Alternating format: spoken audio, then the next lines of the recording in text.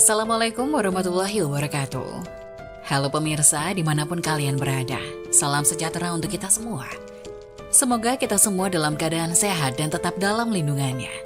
Kali ini saya akan membawakan cerita inspiratif dan menarik yang sayang untuk dilewatkan. Semoga kisah ini bisa memberikan manfaat dan pelajaran untuk kita semua.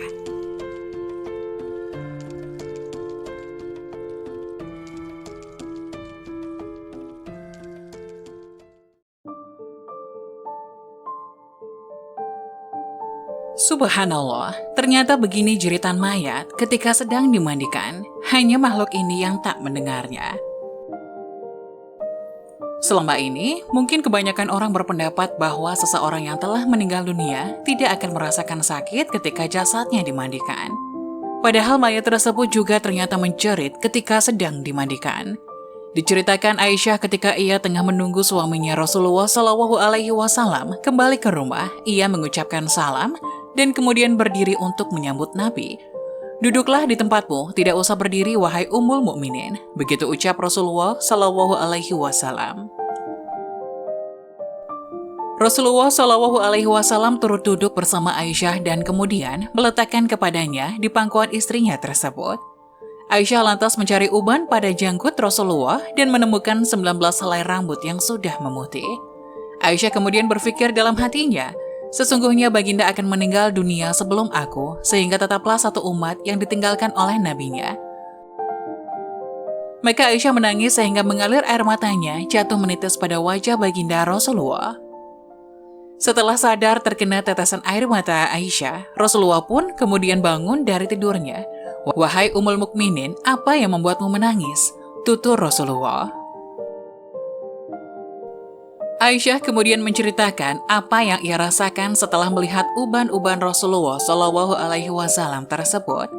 "Tahukah Anda, kondisi apakah yang paling menyusahkan bagi mayit?" kata Rasulullah SAW. "Tidak ada kondisi yang paling menyusahkan atas diri mayit dari saat keluar dari rumahnya, anak-anak yang ditinggalkan berada di belakang, serta menangisinya," ucap Nabi. "Itu memang menyakitkan, tapi masih ada lagi yang jalan pedih dari itu," sahut Rasulullah.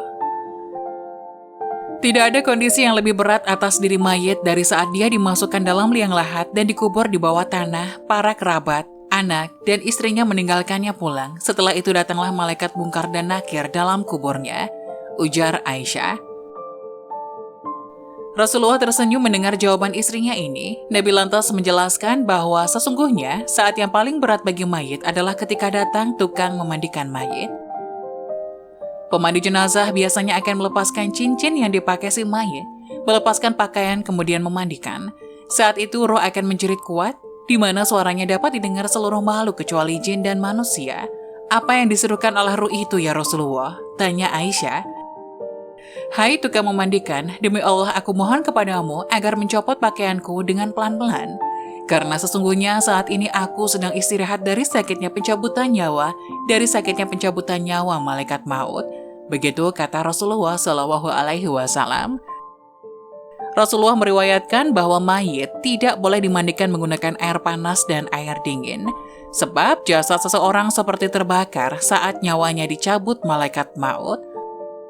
Bahkan ketika dimandikan, ruh berkata kepada tukang memandikan jenazah, "Jangan memegang jenazah terlalu kuat, sebab masih terluka karena keluarnya nyawa."